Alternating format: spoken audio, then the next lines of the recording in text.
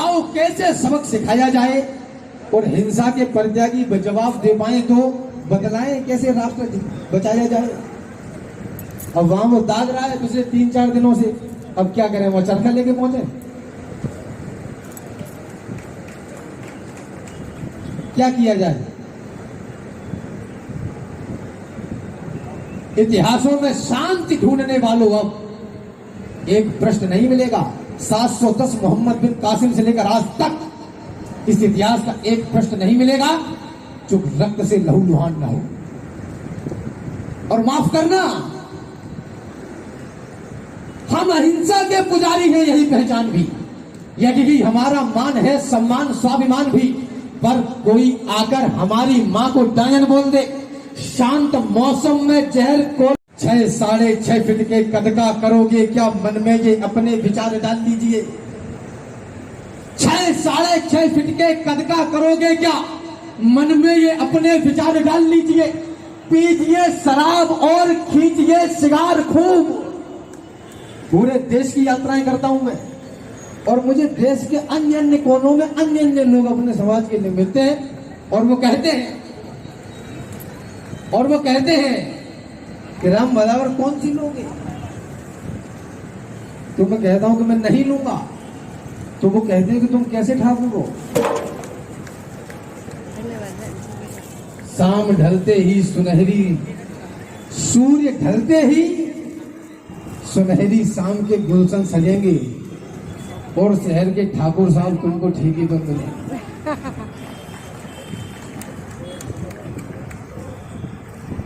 जिस देश की नौजवानी, माफ करना, चिल्लाता वो है जिसको चुभता है। अब बोलो जय भवानी, बोलो जय राजपूताना। जय राजपूताना। माफ करना, आपको बुरा लग रहा हो तो ना आपका जूता दूर है ना मेरा सर, लेकिन सच तो इतना ही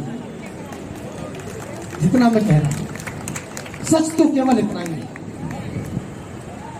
6-6.5 फीट के कद का करोगे क्या, मन में ये अपने विचार डाल लीजिए। पीजिए शराब और खींचिए सिगार खूब, मुंह में तंबाकू की बहार डाल लीजिए। लीजिएगा मौज और अपने गले में आप सुंदरी के बाहों का हार डाल लीजिए। किंतु देशद्रोहियों को देख के ना फड़फड़ाए तो ऐसी भुजाओं का अचार डाल लीजिए। अरे जो केवल तकते ही रहते हैं, कायरता के प्रतीक सोच लिए जाते हैं, यूं तो कहलाते हैं जंगल के पुरोधा, किंतु गीदड़ों के झुंड में दबोच लिए जाते हैं। और सामने दरिंदे हों तो लड़ना ही पड़ता है, आंखों से आंसू भी पोंछ लिए जाते हैं। जिस उपवन में यदि होते नहीं ये सूल, उसके समूचे फूल नोच लिए जाते हैं। जिस उपवन में यदि होते नहीं ये सूल, उसके समूचे फूल नोच लिए जाते हैं। एक घटना आपको बता रहा हूं, 2 से 5 मिनट आपके बीच में रहूंगा। हमारे इतिहास में एक चरित्र है मां पन्ना धाय। जरा हाथ उठा के बताइए कौन कौन इस बात। इतने ही होते हैं, बाकी तो सब प्रसाद लेने के टाइम पे आते हैं। सबको पता है भैया, कथा सुनने इतने ही आते हैं। कुछ लोग तो कार्यक्रम सुनने आए हैं, कुछ देखने आए हैं, कुछ दूसरे की मोटरसाइकिल में फंसे हैं कि भाई साहब चलेंगे तो हम भी चलेंगे। पता है भाई, सबको पता है। हमारे इतिहास में चरित्र है एक मां पन्ना, जिन्होंने अपने बेटे के प्राणों का बलिदान दिया था। 10 मिनट और ले लो। हाँ, ले लो। हमारे इतिहास में चरित्र है मां पन्ना, जिन्होंने अपने नवजात बेटे को बलिदान किया। माताएं बहनें बेटी, आपका विशेष रूप से ध्यान चाहता हूं उसमें। और वो बेटा जिसका नाम चंदन है आदरणीय, वो इतना बलिदान, इतना नवजात है, इतना नया है, इतना छोटा है कि उसको पता भी नहीं कि बलिदान होता क्या है। कवि की कल्पना ने मां पन्ना की कीर्ति से प्रश्न किया। उस भगवती का उत्तर मुझे लगता है वर्तमान परिप्रेक्ष्य में प्रत्येक भारतवर्षी का उत्तर होना चाहिए। मैंने कहा माई, पुत्र से नहीं था मोह तुझे, बोली मेरा पुत्र मोह तो कभी घटा नहीं। इतना है नेह तुझे क्या बताऊं मेरे लाल, आंचल से चंदन सा नंदन हटा नहीं। मैंने कहा माई तेरे सामने कटा था लाल, कैसे बोलती हो तेरा आंचल फटा नहीं। बोली क्या है दुख आज तुम ही बताओ राम, पुत्र ही कटा है स्वाभिमान तो कटा नहीं। पुत्र ही कटा है स्वाभिमान तो कटा नहीं। ये वही धरती है जहां माए अपने बेटों से कहती थी कि तुम रणभूमि में बलिदान होगे तो मेरा गौरव बढ़ेगा। राजस्थानी में कवि ने दोहा लिखा, हेला न देनी अपनी हालरियो हिलराए, पूत झुलावे पालने मरण बड़ाई माए। माँ अपने बेटे को पालने में झुला रही है और ये कह रही है कि जिस दिन तू रणभूमि में बलिदान होएगा उस दिन मेरी गोद पवित्र होगी। और अभी ये वही धरती हो गई है जहां माए अपने बेटों से कहती है कि बेटा तुम उधर मत जाना, उधर लड़ाई हो रही है,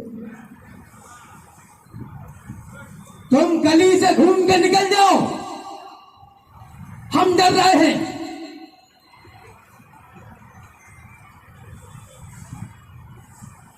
हम डर रहे हैं।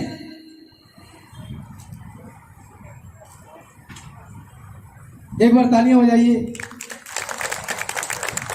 और इसी श्रृंखला में उधर मेरे कुछ मेहमान भी खड़े, उनसे मेरा निवेदन है कि वो भी अगर आना चाहे तो निकल आए। फिर मैं 5-7 मिनट आपके बीच में और रहूंगा विशेष रूप से, और उसके बाद में फिर ठीक। हम डर रहे हैं कि आप उधर से मत निकलना। मैं मात्र शक्ति से हाथ जोड़कर बस इतना ही कहना चाहता हूं, अपनी औलादों से कहिए कि तुम उधर ही जाना जिधर लड़ाई हो रही है। ये कौवे इसलिए बोल रहे हैं क्योंकि कोयले मौन है और कोई विशेष बात नहीं। क्या होगा आपके जीवन का सबसे बड़ा लॉस, सबसे बड़ा घाटा यदि कुछ होगा तो ये होगा कि तुम मर जाओगे। और आश्चर्य की बात यह है कि अगर मान लो मर गए तो 9-10 महीने फिर वापस। सही बात है। अपनी जिंदाबाद वापसी की टिकट पक्की है। जिंदाबाद। इतने अच्छे कर्म नहीं हुए कि भगवान बोले भाई साहब 3-4 महीने रुक के जाओ, दूसरे ही दिन लाख दे के भेजेगा नीचे के पहुंचो, ड्यूटी अधूरी रह गई। जिस माटी के चटक लाल रंग पे किया गुमान, माटी के रंग अंग अंग से सनेगा कौन। सदियों से सदियों तक ठनते रहे हैं जो बलिदानी दानों की खातिर ठनेगा कौन। और उपवन में सभी फूल होंगे सुकोमल तो सुमनों के रक्षणार्थ कांटे बनेगा कौन। और जननी जनेगी सुकुमारी सुकुमार यदि तो फिर रणचंडी और नाहर जनेगा कौन। जिंदाबाद। बढ़िया। जननी जनेगी सुकुमारी सुकुमार यदि। और विशेष रूप से यह भी कहना चाहता हूं बहनों से माताओं से, क्योंकि बुनियाद में तो आप ही हैं, तैयार तो आप ही करेंगी, चाहे ये हो चाहे कोई और हो, तैयार तो आपको ही करना है। अब उसको या तो कायर बना दो या उसको वीर बना दो।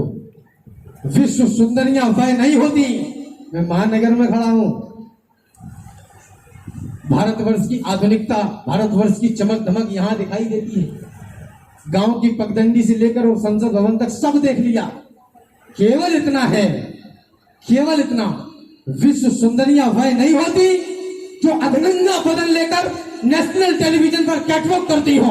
विश्व सुंदरियां वह होती है जो अग्नि में जलकर खुद को आहूत होना तो पसंद करती है, लेकिन दुश्मन को अपना नाखून दिखाना भी पसंद नहीं करती।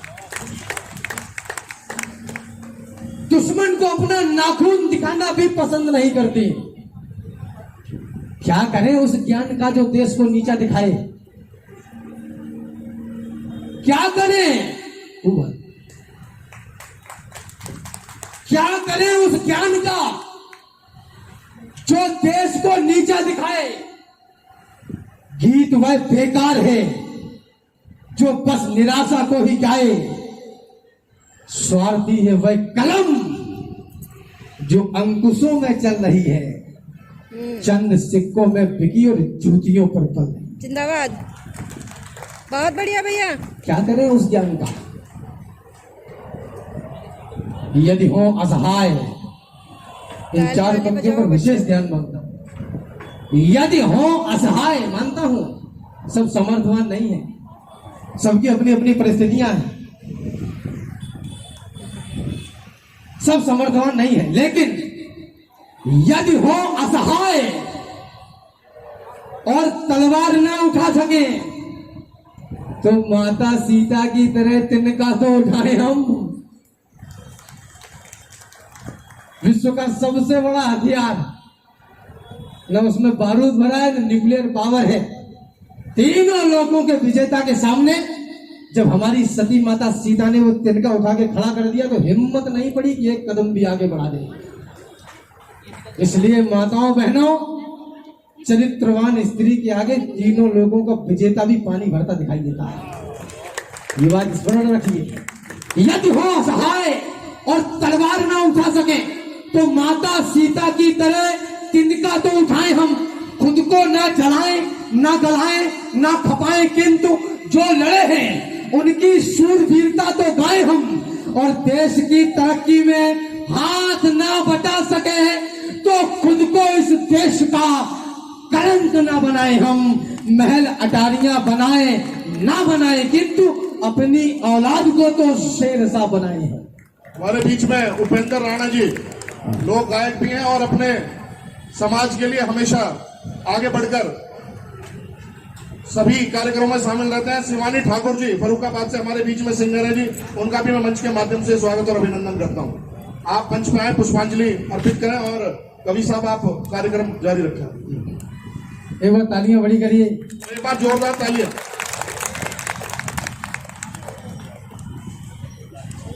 अपनी औलाद को तो शेरशाह बनाए हम। मुझे विदा करिएगा। एक श्रृंखला के बाद 4 से पंक्तियों के बाद फिर अगर ईश्वर ने चाहा तो फिर से बीच में आता हूँ। कार्यक्रम की अपनी रूपरेखा है, समय की सीमा रहती है। जो विशेष विचार आने वाले 30 सेकंड में आपको दे रहा हूँ, बस यही बुनियाद की बात है। और बात यह है कि भेज दी औलाद तुमने मिशनरी स्कूल में। My lord and my mother Mary, आपको क्या लगता है कि वो आके फिर महाराणा प्रताप के चरणों में फूल चढ़ाएगा? वो 3-3.5 लाख रुपए पर एनम लेते हैं और हमारे बच्चों को सिखाते हैं कि जो घर में है वो डैड है, फादर हम हैं। कि घर में डैड है, फादर हम हैं। मुझे विदा करिए। मुझे जो कहना था मैंने कह दिया, जो सुनाना था सुन लिया। अब अगली जिम्मेदारी आपकी है। मुझे विदा करेंगे। दूध वाले देश में पानी बिकेगा बंद होके, कालियां विचरण करेंगी एक सुनहरा छंद होके, देवियां पूजेंगे पर नारी सताई जाएगी। भारतीयता अब यहाँ ऐसे निभाई जाएगी, घोड़े लदेंगे और गधे दौड़ेंगे लंबी रेस में। इस तरह से उन्नति आएगी भारत देश में। बहुत बढ़िया। भेज दी औलाद तुमने मिशनरी स्कूल में, है बहुत ही कष्टकारी आप औंधी भूल में। आधुनिक शिक्षा बता गर्दन दबाई जा रही है, आपकी औलाद ईसाई बनाई जा रही है। जय हिंद।